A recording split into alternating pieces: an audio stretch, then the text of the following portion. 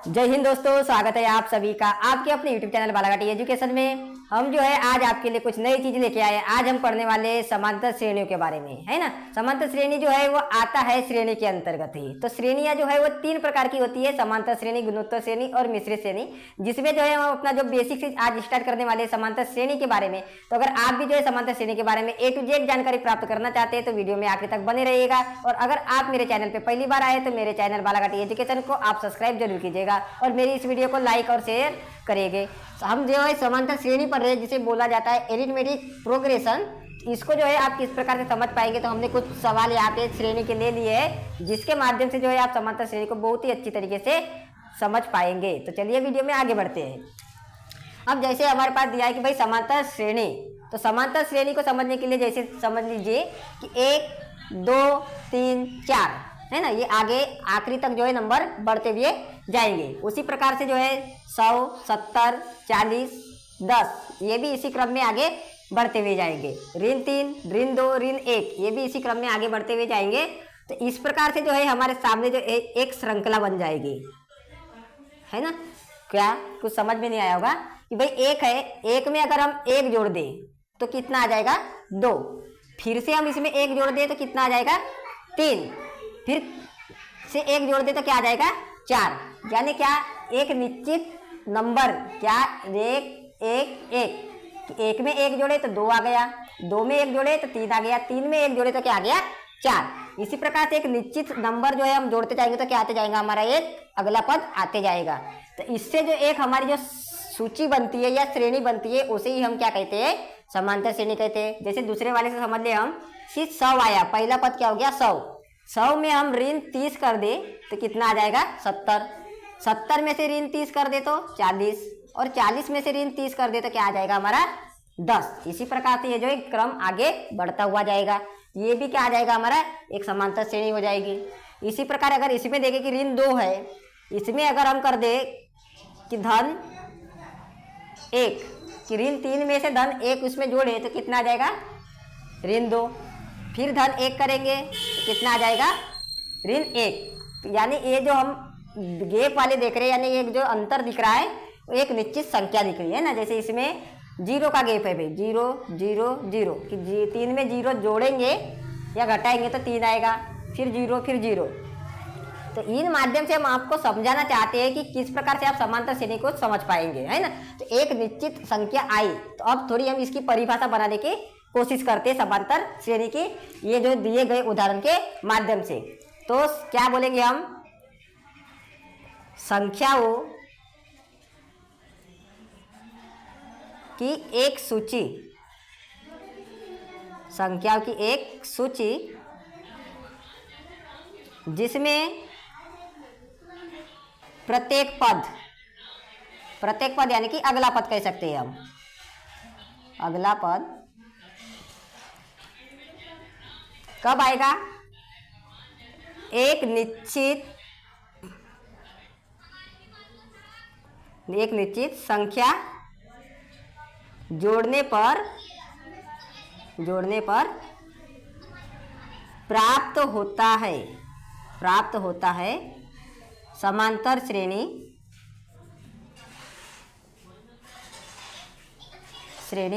कहलाती है ना। इसको शॉर्ट फॉर्म में एपी बोलते हैं।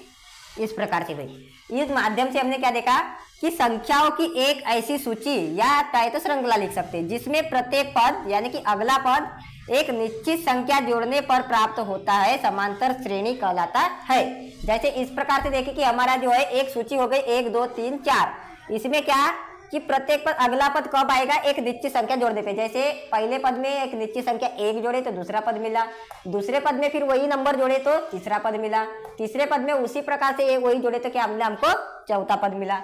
अगर एक ऋण वाला यानी घटाने वाला देख ले तो 30 है, 30 में एक निश्चित संख्या 30 को हमने घटाए तो 70 मिला, 70 में 30 को घटाए तो 40 मिला, 40 में 30 को घटाए तो 10 आ गया, है ना। तो इस प्रकार आप देख सकते हैं कि समांतर श्रेणी किसको हम कहेंगे। तो आशा करता हूँ कि आपको जो है समांतर श्रेणी की परिभाषा और उसके उदाहरण किस प्रकार से रहेंगे ये आपको समझ में आ गया होगा, है ना। अब समांतर श्रेणी की परिभाषा के बाद जो आती है उसके आ जाते हैं उसका व्यापक पद, है ना। जो ये है कि व्यापक पद किस प्रकार से रहेंगे, तो जिस प्रकार हमने इसमें देखा कि प्रत्येक पद अगले पद, तो कोई ना कोई एक पद जो होगा वो साथ में रहेगा। तो ये क्या रह जाएगा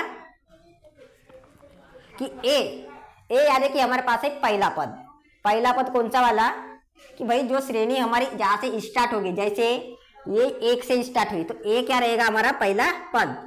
और अब दूसरा पद कौन सा रहेगा कि a प्लस डी, यानी जो एक निश्चित संख्या हम जिसमें जोड़ेंगे, जैसे इसमें 1 जोड़ा तो पहला पद था हमारा 1, एक निश्चित संख्या हमने जोड़ दी इसमें भी 1, तो कितना बन के आया हमारे पास 2 आ गया है ना। तो डी क्या हो जाएगा, दूसरा पद हो जाएगा a प्लस डी वाला। इसी प्रकार से तीसरा पद a प्लस 2d, चौथा पद a प्लस 3d। इस प्रकार से ये क्रम जो है आगे चलता हुआ जाएगा। तो अगर इतनी चीजें आपको अगर अच्छे से समझ में आ गई होगी तो मेरे चैनल बालाघाटी एजुकेशन को आप सब्सक्राइब कीजिएगा और मेरी इस वीडियो को जो है आप ज़्यादा से ज़्यादा लाइक और शेयर करिएगा। चलिए आगे जो है कुछ और बेसिक सी बातें हम इस समांतर श्रेणी के बारे में, तो चलिए कुछ जो है हमने आपके सामने कुछ उदाहरण लिखे हैं जिनके माध्यम से जो है आप समांतर श्रेणी का निर्माण किस प्रकार से कर पाएंगे, तो उसे हम बहुत ही अच्छी तरीके से समझते हैं। जैसे हमारे सामने जो है पहला सवाल दिया हुआ है, एक टैक्सी का प्रथम किलो किराया 15 रुपये है तथा प्रत्येक अतिरिक्त किराया 8 रुपये है, श्रेणी का निर्माण कीजिए। और दूसरा सवाल हमने लिया है कि प्रथम मीटर खुदाई की लागत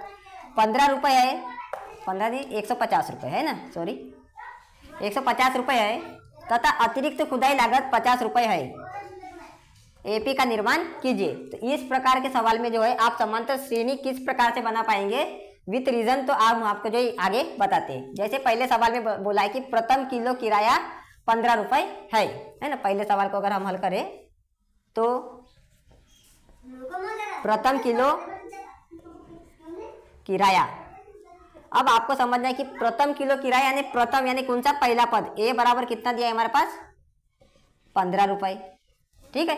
तो अतिरिक्त किराया 8 रुपये दिया हुआ है भाई, कि अतिरिक्त किराया जिसे हम क्या बोलेंगे, जो दूसरा पद हमारा किस प्रकार से आ रहा था, एक निश्चित नंबर जोड़ने पे या एक निश्चित संख्या जोड़ने पे, तो एक निश्चित संख्या डी होगी जो कौन सी जोड़ना है हमें 8 रुपये। इस प्रकार जो हम श्रेणी बनाएंगे तो एपी बराबर क्या बनाएंगे कि पहले आएगा 15 है ना, यानी ए बराबर कितना आ गया हमारा 15। अब दूसरा पद हमें निकालना है तो ए प्लस में डी, ए प्लस में कितना डी, यानी ए का मान आ गया 15 धन डी का मान कितना आ गया 8, कितने हो गए हमारे 23। इसी प्रकार से तीसरा पद निकालेंगे तो ए प्लस 2d, डी का मान है 8 गुना 2 16, उसमें जोड़ना है हमें कितना 15, तो कितने हो जाएंगे हमारे 31। तो इस प्रकार जो है आपको अपनी श्रेणी बना लेनी भाई, है ना। तो आपको समझ में आ गया होगा कि किस प्रकार से जो है हम श्रेणी बनाएंगे। अब दूसरे वाले को इसी प्रकार से थोड़ा जल्दी देखते हैं भाई, कि दूसरे वाले में देखें कि प्रथम मीटर खुदाई की लागत 150 रुपये है, यानी ए का मान कितना हो गया, इसमें ए बराबर दिया हुआ है 150 और खुदाई की लागत जो अतिरिक्त होगी वो 50 रुपये, यानी डी का मान कितना है 50 है। तो अब जो हमारी श्रेणी बनेगी एपी बराबर वो क्या बन जाएगी 150 पहले, फिर 150 में 50 जोड़े तो 200, 200 में 50 जोड़े तो 250। इस प्रकार से जो है ये श्रेणी क्या है चलते जाएगी। तो आशा करता हूँ कि आपको जो है आप समांतर श्रेणी किस प्रकार निर्मित कर पाएंगे ये चीज़ें आपको समझ में आ गई होगी। चलिए कुछ और तरीके से जो है समांतर श्रेणी को भी और हम जानने की कोशिश करते हैं। तो चलिए आपने जो है किस प्रकार से जो है आप समांतर श्रेणी का निर्माण कर पाएंगे ये आपने सीख लिया। अब आगे हमको देखना है कि इस प्रकार से जो है प्रथम 4 पद ज्ञात कीजिए यदि पहला पद ए तथा सार्वंतर डी दिया हुआ है। ए यानी कि पहला पद और डी यानी कि सार्वंतर, ये चीजें हमने पहले ही आपको बता दी है। तो आपके सामने जो है पहला पद और सार्वंतर दिया रहेगा तो आप उसका दूसरा पद, तीसरा पद, चौथा पद किस प्रकार से याद करेंगे वो हम आपको आगे बताते हैं। जैसे यहाँ पे दिया हुआ है भाई ए यानी कि पहला पद है ना और डी सार्वंतर, तो हमने जो अभी व्यापक पद पढ़े थे समांतर श्रेणी के, समांतर श्रेणी के व्यापक पद, बताइए क्या होते हैं समांतर श्रेणी के व्यापक पद।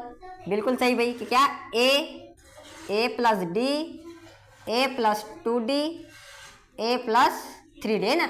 अब हमें जितने यहाँ से पद निकालना है उतने हम क्या कर सकते देख सकते हैं। तो हमें 4 पदों की जरूरत है, तो हमने 1 2 3 4 पद यहाँ पे लिख लिए हैं। जैसे अगर हम पहले में चलिए हम जो है इसके माध्यम से अब बनाते हैं। पहला पद यानी कि ए इसमें कितना दिया हुआ है, जैसे हम यहाँ पे लिख ले कि a1 बराबर तो ए का मान दिया हुआ है भाई 10, तो क्या आ जाएगा हमारा पहला पद 10। अब A2 यानी कि दूसरा पद, तो A2 बराबर क्या हो जाता है हमारा A प्लस डी। तो ए का मान हमारे पास दिया हुआ है 10 धन डी का मान दिया हुआ है हमारे पास फिर से 10, तो 10 और 10 कितने हो गए आपके 20। फिर A3 निकालना है आपको, तो A प्लस 2D बराबर 10 ए का मान हो गया धन 2 गुना 10 बराबर 10 दूनी 20 धन 30। इस प्रकार से आ जाएगा। A4 यानी A प्लस 3D बराबर 10 धन 3 गुना 10 बराबर 30 धन 40। देखा कि कितना आसान तरीके से जो है समांतर श्रेणी में आप जो है आपको अगर पहला पद और सार्वंतर दिया हुआ रहेगा तो आप जो इसके दूसरा तीसरा चौथा या आपको जो भी नंबर बोले आप किस प्रकार से निकाल सकते हैं। इसी प्रकार से हम अब जो है दूसरा सवाल देखते हैं कि A बराबर दिया हुआ है 4, तो A1 क्या हो जाएगा हमारा A1 हो जाएगा हमारा A बराबर 4 दिया हुआ है, तो ये हमारा हो गया पहला पद। अब इसी प्रकार से A2 क्या हो जाएगा हमारा A प्लस डी बराबर A का मान 4 धन D का मान दिया है ऋण 3। अब 4 में से 3 को आप घटाएंगे तो कितना आ जाएगा आपके पास 1 आ जाएगा। इसी प्रकार से A3 निकालना है, तो A प्लस 2D बराबर फिर A का मान 4 D का मान 2 गुना ऋण 3, तो ऋण 3 यानी 3 दूनी 6 बराबर 4 ऋण 6 बराबर कितना हो जाएगा हमारे पास ऋण 2। इसी प्रकार से चौथा पद क्या आ जाएगा हमारे पास कि A प्लस 3D बराबर 4 धन 2 गुना कितना 3, यहाँ पे आ जाएगा 3, तो ये कितना होगा 3 3 9 यानी 4 ऋण 9 बराबर कितना ऋण 5। तो ये भी बन गई भाई हमारी। इस प्रकार हमने 2 गणित आपको बता दिया। अब हम तीसरे पे देखते हैं कि A बराबर 1 दिया हुआ है ना, तो A का मान कितना A1 बराबर आ जाएगा हमारे पास ऋण 1। ठीक है। अब इसी प्रकार आपको दूसरा निकालना है कि A2 यानी कि A प्लस डी बराबर A का मान है 1 ऋण वाला और D का मान हमारे पास दिया है 1/2।